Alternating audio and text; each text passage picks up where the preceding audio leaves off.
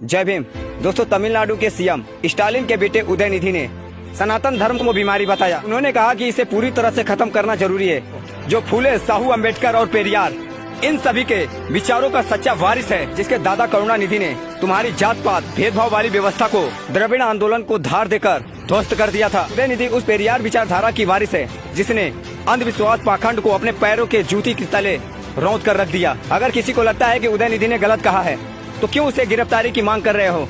क्यों चक्कर में पड़े हो गिरफ्तारी की? धर्म के जो ठेकेदार हैं उनको 11 रुपया देकर ग्राहक की जो दिशा बदलते हैं उनको बुलाओ और उनसे पहले आप ये वीडियो देखिए। क्या नाम इसका, स्टालिन पटेलिन जो भी है भाई, जो इस तरह एक बात कहना चाहता हूँ भाई, जिस धर्म ने औरंगजेब ना मिटा पाया, अब्दाली ना मिटा पाया, तब्दाली ना मिटा पाया, खबर ना मिटा पाया, तू और तेरा बाप मिलकर क्या मिटा लोगे? और दूसरी बात सुने, और मेरी बात सुने, ये उदयनिधि स्टालिन, मैं पहली बात तो ना इसके बाप को मंत्री मानता ना इसको मंत्री मानता, मैं भारत में किसी को मंत्री नहीं मानता। दूसरी बात यो, जिसके दादा का नाम हमारे भगवान श्री कृष्ण पे है, दादा श्री कृष्ण पे हो, जिसके बाप का नाम मुथुअल है, मुथुअल करके भगवान कार्तिकेय का नाम हो है, और वो उसका पोता, मतलब एक दादा श्री कृष्ण का नाम जिसके नाम पर धरा है, उसका पोता सनातन धर्म को मिटाने की बात करता है। तो मैं उससे एक बात बोलना चाहता हूँ, पहले अपने बाप का नाम बदल और उसके बाद अपने दादा का नाम बदल और उसके बाद बात करियो। जब और सुने तू जिस गद्दी पे बैठा है ना, जिस तमिलनाडु की मुख्यमंत्री की गद्दी पे तू बैठने के सपने देख रहा है ना, वो गद्दी भी ना तमिलनाडु की जनता की दी ओर है। और वो जनता को जो रोजगार दिया है ना, वो सनातन के 44,000 मंदिरों ने दिया है जो चोल राजाओं ने बनाए थे। और तेरी जानकारी के लिए बढ़ा देता हूँ, तू और तेरा बाप इतिहासकार बन रहे हो ना, थारते जानकारी के लिए बताता हूँ, चोल राजाओं ने जो मंदिर बनाए थे ना, 44,000 मंदिर है तमिलनाडु के अंदर। 6,000 साल पुरानी संस्कृति है तमिलनाडु की, जो तू अपनी 50 साल की राजनीति के पीछे कुर्बान कर रहा है। और तू अपने राज्य का नहीं हुआ, तू अपने धर्म का नहीं हुआ, तू सीएम बन जाओगा, तू देश का सगा हो सकता है। अंग्रेजों ने एक बात कही थी जब रानी लक्ष्मीबाई की मुखबरी करी थी, अंग्रेजों ने कहा था तुम इसकी मुखबरी करो, हम इसको मारेंगे, उसके बाद तेरे को राजा बनाएंगे। और उसके बाद फिर अंग्रेजों ने वो भी मार दिया था जिसने मुखबरी करी थी। और अंग्रेजों ने एक बात बोली थी, वही बात इसके लिए बोलना चाहता हूँ, ताकि इसके स्टेट की जनता सुने। वो नहीं बोला कि जो अपने देश का सगा नहीं हो सका वो मारा के सगा होगा, तो उसके गोली काट दी थी।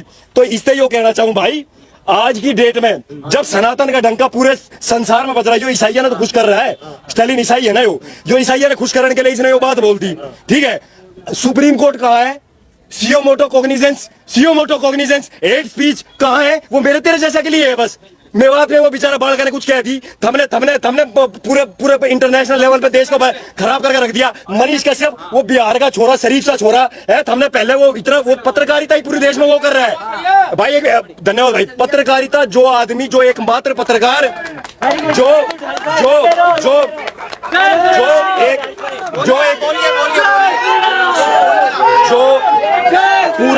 पूरे देश के अंदर जो एकमात्र लड़का पत्रकारिता कर रहा था सही मायने में, तुमने उसको यूट्यूबर कह के जलील करा है। उसके बाद हमने उस पर यूएपीए लगा दिया, हमने एनएसए लगा दिया, उसने केक जुर्म कर दिया था। जो तमिलनाडु में मुख्यमंत्री ने कही है इससे गृहयुद्ध ना हो सके भाई, इससे गृहयुद्ध की शंका है ना, तो इस पर लगाओ ना यूएपीए।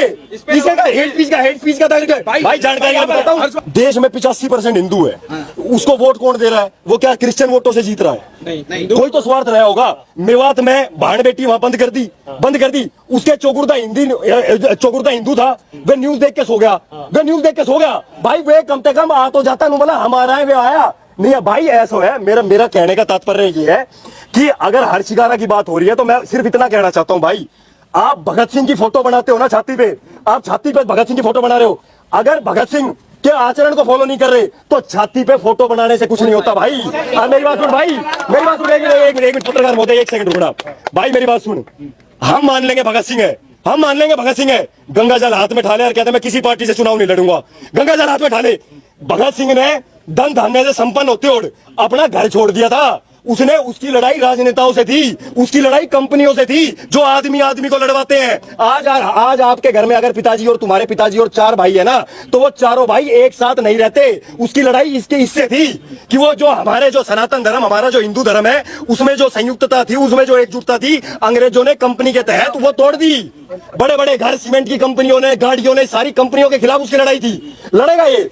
और उसने तो भाई, वो तो महाराणा प्रताप क्रांतिकारियों का एग्जाम ले रहा है, महाराणा प्रताप की फोटो बनवा। महाराणा प्रताप ने घास की रोटी खाई थी, एंडेवर में ना घूमा महाराणा प्रताप।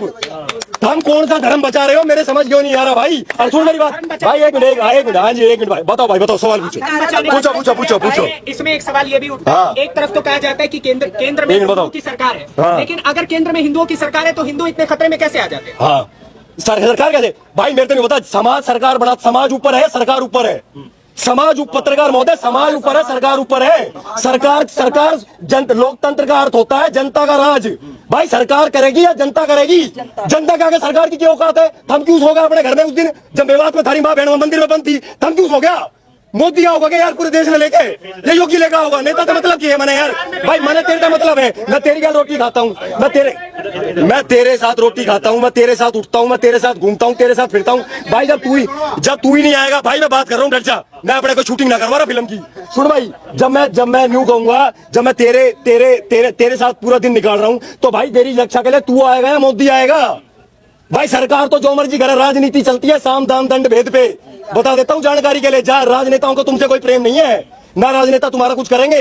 कितने मर गए आप देखो ना, कितने मर गए हर दंगे के अंदर कितनी जनता मरी है, सारी गरीब जनता मरवाई है जितने दंगे हुए आज तक भारत में।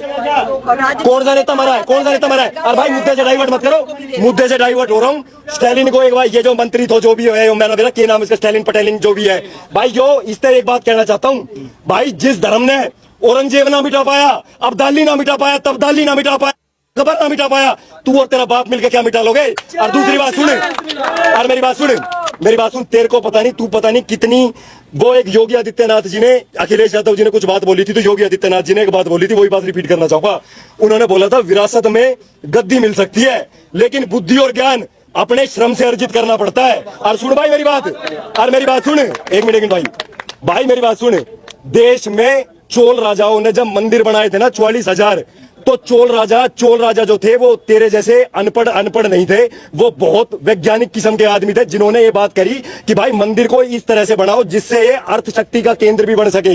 तो भाई आज मंदिर के अंदर अगर यो कह रहा है कि मैं सनातन धर्म का नाश करूंगा, तो भाई इससे पूछ, जो मंदिर, एक मंदिर 250 परमानेंट कर्मचारी है उसमें, एक मंदिर के अंदर 250 कैजुअल मतलब 500 कर्मचारी, और बाहर जो 250-300 दुकान वाले हैं उसके नीचे 2-3 आदमी काम कर रहे हैं, 1000 एम्प्लॉयमेंट। वो हर मंदिर के अंदर 1000 एम्प्लॉयमेंट बाहर है और अंदर 500, टोटल हो गए 1500। 44,000 मल्टीप्लाई बाय 1500 आदमियों को रोजगार दे देगी क्या इसकी सरकार? और दूसरी बात भाई, मेरे तो एक बात बता, अगर ये सनातन धर्म का खत्म कर रहा है तो भाई इससे कहते एक काम कर, 44,000 मंदिर जो है वो तमिलनाडु के नक्शे से बाहर कर देगा। है इसमें हिम्मत?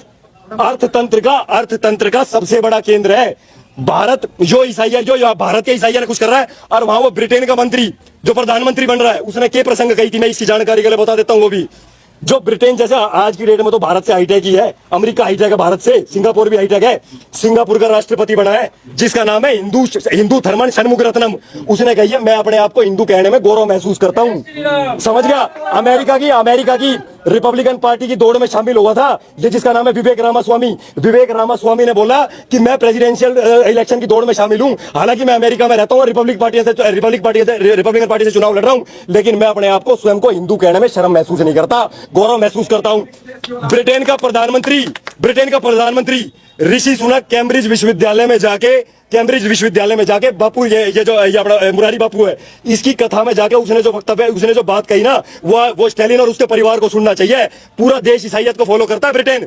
उसने बोला बापू को कि मैं इस राम कथा में आया हूं ना, तो मैं यहाँ प्रधानमंत्री के तौर पे नहीं, एक हिंदू के तौर पे सम्मिलित हुआ हूं यहाँ पे, और मैं श्री राम को अपना आराध्य मानता हूं। बोला मैं अपने श्री राम को आराध्य मानता हूं, और मैंने अपने देश के अंदर ये घोषणा कर दी है कि मैं अपने धर्म ग्रंथों के अनुसार देश को चलाऊंगा। भाई जहां पर अमेरिका की पार्लियामेंट के अंदर हिंदू सम्मेलन हुआ है, हिंदू दिवस मनाया गया 2 बार, इसी साल की बात बता रहा हूं, 2 बार हिंदू सम्मेलन करा गया, 2 बार हिंदू सम्मेलन जॉर्जिया प्रांत अमेरिका के अंदर। और जानकारी के लिए बता देता हूं ताकि इनकी आंख खुल जाए। जॉर्जिया प्रांत के अंदर अभी एक प्रस्ताव पारित हुआ है हिंदुओं के फेवर में, सनातन धर्म की वैज्ञानिकता को समझते हुए। उन्होंने कहा है, अमेरिका के अंदर ये प्रांत भी बोला, उन्होंने कहा है कि हिंदू एकमात्र पूरे संसार में एक ऐसा धर्म है जो पूरा सबसे व्यापक और सर्वसमावेशी है, जो पूरे संसार को शांति और दिशा दिखा सकता है आज की डेट में। क्या बात करोगे भाई आज की डेट में, जब भैया, टॉप 10 भारत राज्य, देश में ऐसा क्यों किया जा रहा है?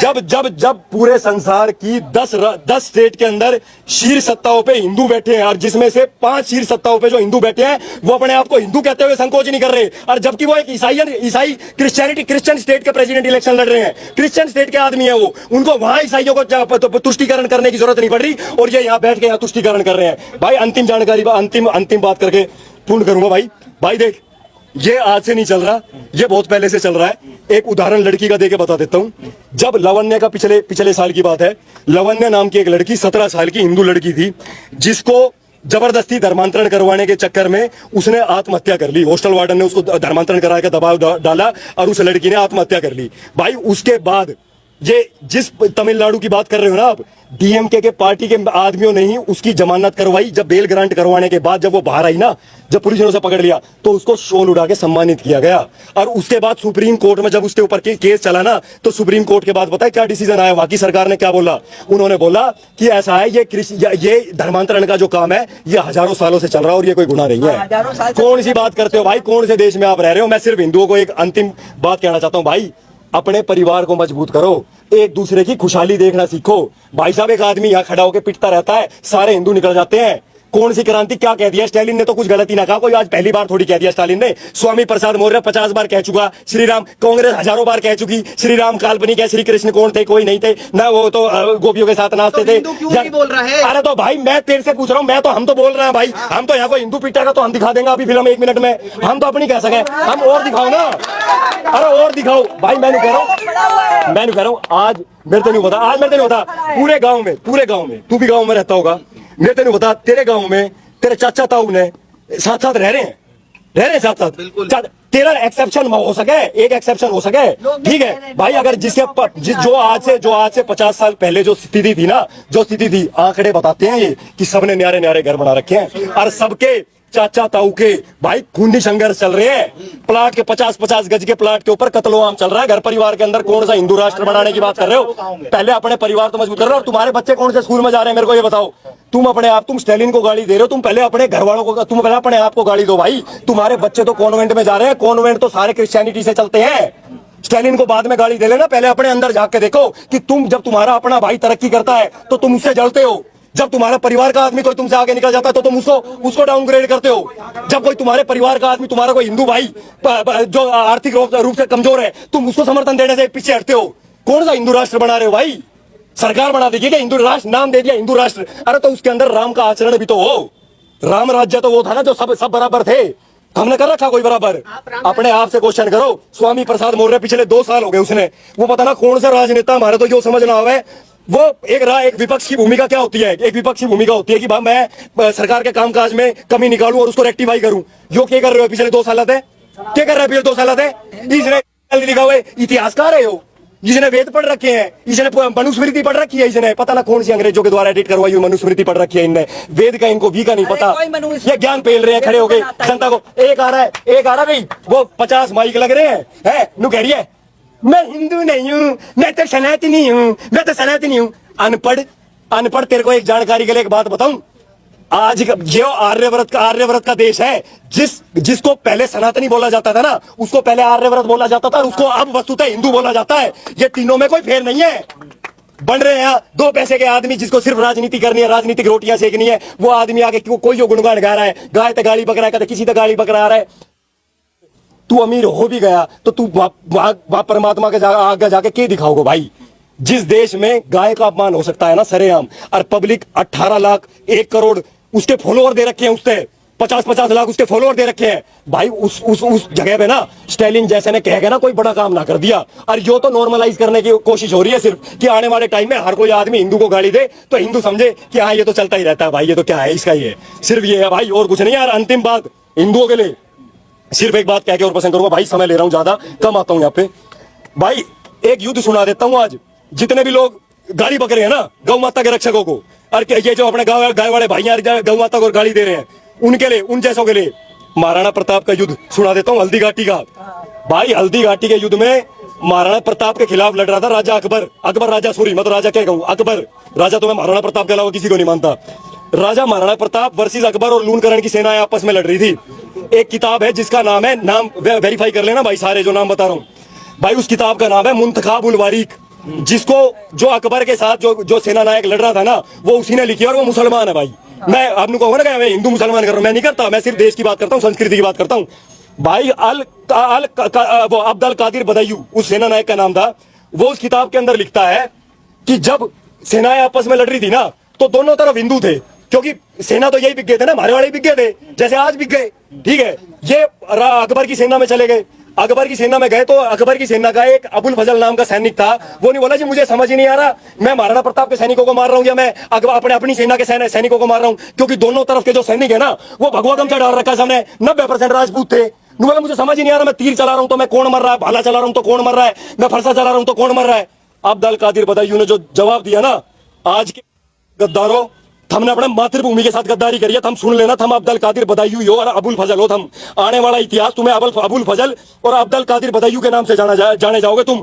अब्दुल कादिर बदायूं ने कहा तेरा जहां जी करता है तू वहां भाला चला, तेरा जहां जी करता है तू वहां फरसा चला, तेरा जहां जी करता है वहां तलवार चला, वहां तलवार चला, मरेगा तो काबिरी और जीत इस्लाम की होगी। जय श्री राम, हर हर महादेव। भाई इतना ही कहना चाहूंगा, सुधर जाओ भाई, ग्राउंड पे आ जाओ, पहले अपने आप ने एक कर लो, बाद में हिंदू राष्ट्र बना लियो और बाद में किसी और तक गाली दे लियो भाई।